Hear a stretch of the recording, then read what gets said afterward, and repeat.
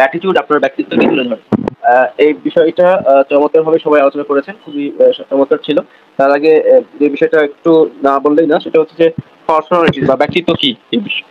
এই ব্যক্তিত্ব সম্পর্কে যদি বলতে হয়, তাহলে বলতে পার্সোনালিটি বা ব্যক্তিত্ব বলতে পরিবেশগত ও শারীরিক উপাদানের প্রভাবে বিকশিত চারিত্রিক উদাহরণ, আচরণ, বোধ, আবেগকে বোঝায়।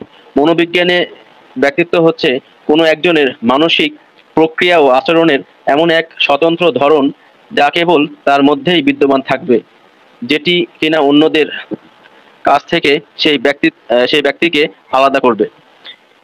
এই ব্যক্তিত্বটা আসলে আমরা বুঝতে পেরেছি যে যে ব্যক্তিত্ব বিষয়টা এমন একটি বিষয় যেটা অন্য ব্যক্তিদের চাইতে আলাদা করার একটি আলাদা বৈশিষ্ট্য, যাতে সহজে বোঝা যায় যে ব্যক্তিটা এইরকম। এই ব্যক্তিত্ব সম্পন্ন ব্যক্তি যারা, তাদেরকে খুব সহজে আলাদা করা যায় অন্যদের থেকে। তো এটাই মনোবিজ্ঞানের ভাষায় বলা হচ্ছে নিজের ব্যক্তিত্বকে সুন্দর করবেন কিভাবে, নিজের ব্যক্তিত্বকে সুন্দরভাবে ফুটে তুলবেন কিভাবে, এর কিছু দিক নির্দেশনা বিভিন্ন গবেষণা থেকে পাওয়া যায়। এটা 20টা টপিক নিয়ে এর আগে আমি বেশ কয়েকবার বলেছি। আজকেও সেটা খুব সংক্ষেপে আলোচনা করছি। আমি খুব বেশিক্ষণ নিব না, 3-4 মিনিটে শেষ করব। প্রথমত যে নিজের ব্যক্তিত্বকে তুলে ধরার ক্ষেত্রে প্রথম যে কাজটা করতে হবে সেটা হচ্ছে আগে সালাম দিন। অহংকার মুক্ত থাকুন। যিনি আগে সালাম দেয় তিনি অহংকার মুক্ত থাকেন। সালাম শব্দের অর্থ শান্তি। আমরা যেমন কাউকে সালাম দিলে সে সালামের উত্তরটা নিজেও পাই, এর ফলে নিজের প্রতিও শান্তি বর্ষিত হয়। যাকে আমরা সালাম দিই তার উপর শান্তি বর্ষিত হোক, সেটা কামনা করি। 2 নম্বর যে বিষয়টা সেটা হচ্ছে হাসি মুখে কথা বলুন। নিজের ব্যক্তিত্বকে ফুটিয়ে তুলুন, হাসি মুখে কথা বলুন। হাসি মুখে কথা বলাটা ব্যক্তিত্ব বোধের অন্যতম একটি পরিচয় বহন করে। 3 নম্বর যে বিষয়টা সেটা হচ্ছে শুনুন বেশি, বলুন কম। নিজের ব্যক্তিত্বকে আলাদাভাবে তুলে ধরুন। আপনি যদি শুধু কথা বলেন, অন্যদের কথা না শুনেন, তাহলে আপনার ব্যক্তিত্বহীনের পরিচয় হয়ে দাঁড়াবে। সেই ক্ষেত্রে আপনি শুনবেন বেশি, বলবেন কম। তাহলে আপনার ব্যক্তিত্বের পরিচয়টা ফুটে উঠবে। 4 নম্বর যে বিষয়টা সেটা হচ্ছে তামাশার ছলেও কখনো মিথ্যা বলবেন না। মিথ্যা সকল পাপের মূল। আল কিসবু উম্মুজ জুনুব আরবি একটি ভাষা আছে, সেটা হচ্ছে মিথ্যা সকল পাপের মূল। সেই ক্ষেত্রে তামাশার ছলেও, ইয়ার্কির ছলেও কোনো সময় মিথ্যা বলবেন না। মিথ্যাবাদী লোককে কেউ পছন্দ করে না। মিথ্যুক ব্যক্তি সমাজে ঘৃণিত হয়ে থাকে। আর ব্যক্তিত্বহীন লোকদের অন্যতম পরিচয় হচ্ছে তারা মিথ্যাবাদী হয়ে থাকে। 5 নম্বর যে বিষয়টা সেটা হচ্ছে ভুল হলে বিনয়ের সাথে সরি বলুন। সরি বলাটা এটা একটি মহৎ কাজ, এটা সবাই করতে পারে না। ব্যক্তিত্ববান লোকেরাই কেবলমাত্র সরি বলতে পারে। যারা অহংকারী ব্যক্তি, তারা সরি বলতে পছন্দ করে না। অহংকার মুক্ত হন, বিনয়ী হন। কোনো কিছু ভুল হলে সানন্দেই সরি বলুন, এটা ব্যক্তিত্ববান লোকদের অন্যতম কাজ। 6 নম্বর বিষয়টা সেটা হচ্ছে অকারণে বেশি হাসবেন না। ক্যালাস ভাব ত্যাগ করুন। কারণে অকারণে যদি কেউ হাসেন, এটা একটা রহস্যজনক বিষয় থাকে। মানুষ থেকে মানুষ দূরে থাকে।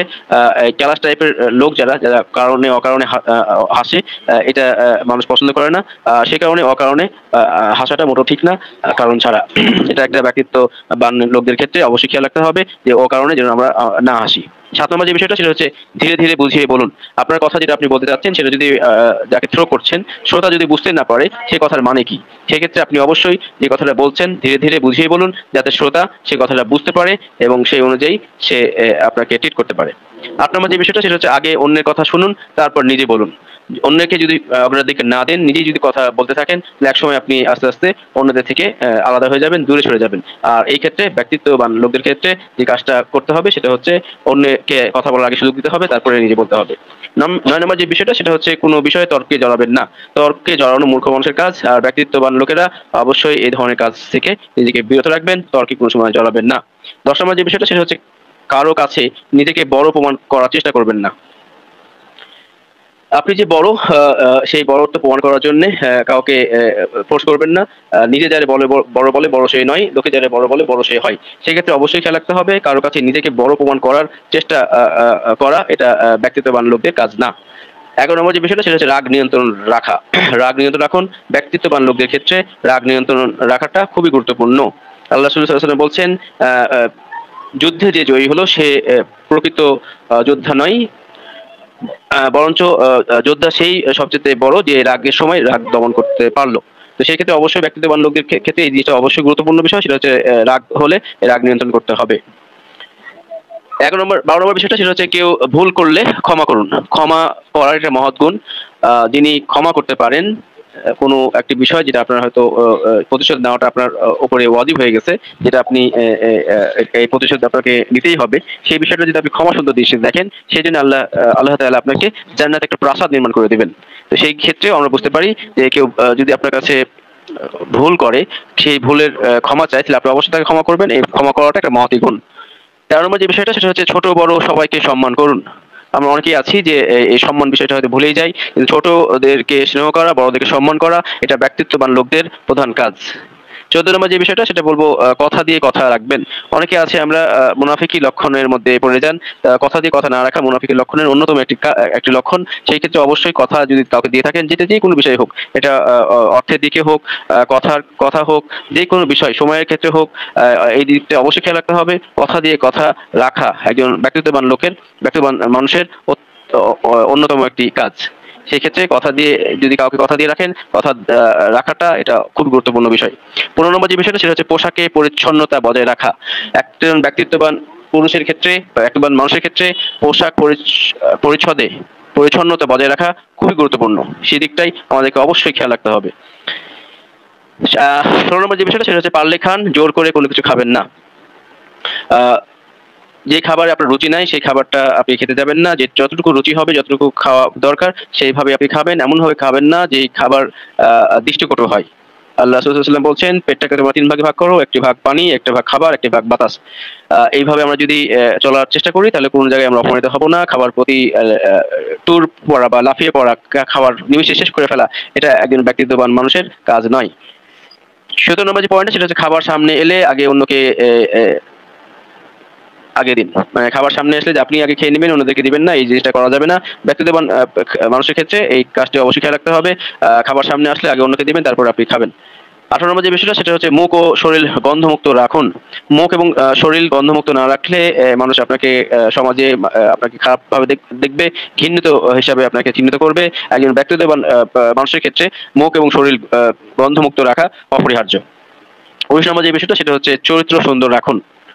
আমরা জানি অ্যাস্টার এর আগে পপ আপ দিয়েছিলেন যে money is lost, nothing is lost, health is lost, something is lost, character is lost, everything is lost. আমরা জানি চরিত্র শেষ তো সব শেষ।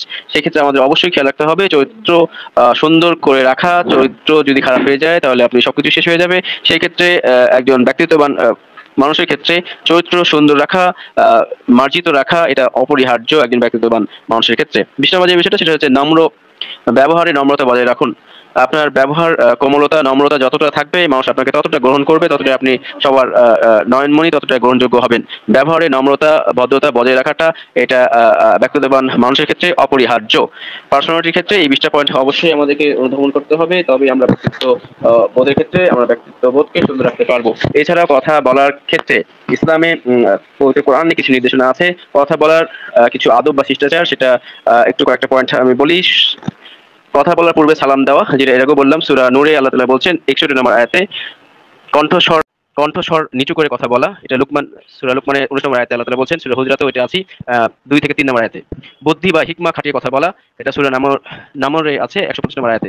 সুন্দরভাবে এবং উত্তম রূপে কথা বলা, এটাও নির্দেশনা আছে সূরা বাকারা 83 নম্বর আয়াতে। অনর্থক ও বাজে কথা পরিহার করতে হবে, সেটাও আছে লুকমান সূরা আয়াত নম্বর 19 নম্বর আয়াতে। গাধার মতো কর্কশ স্বরে কথা না বলা, এটা সূরা মুমিনুনে 3 নম্বর আয়াতে আল্লাহ তাআলা উল্লেখ করছেন। মূর্খ এবং অজ্ঞদের সাধ্যমতো এড়িয়ে চলা, এটা আল্লাহ তাআলা সূরা ফুরকানে বলছেন 63 নম্বর আয়াতে। ঈমানদারদের কথা ও কাজ এক হওয়া, এটা সূরা সাফের 2 নম্বর আয়াতে আল্লাহ তাআলা বলছেন। উত্তম কথা বলে শত্রুকেও বন্ধুতে পরিণত করা, হামিম সাজদা 34 নম্বর আল্লাহ তাআলা বলছেন। সতর্কতার সাথে কথা বলা, এটা সূরা কাফে 18 নম্বর আয়াতে আল্লাহ তাআলা বলছেন।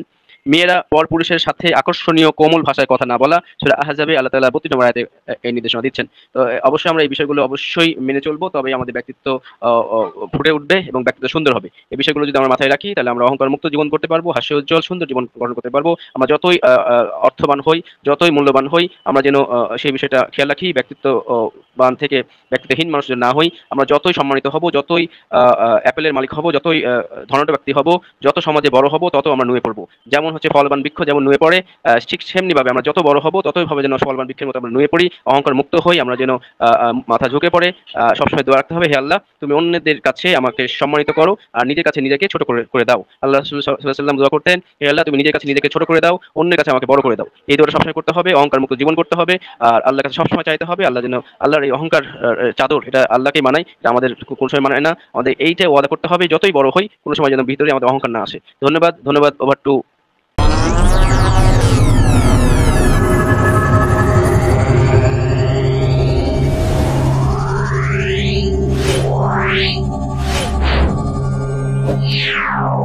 Yeah.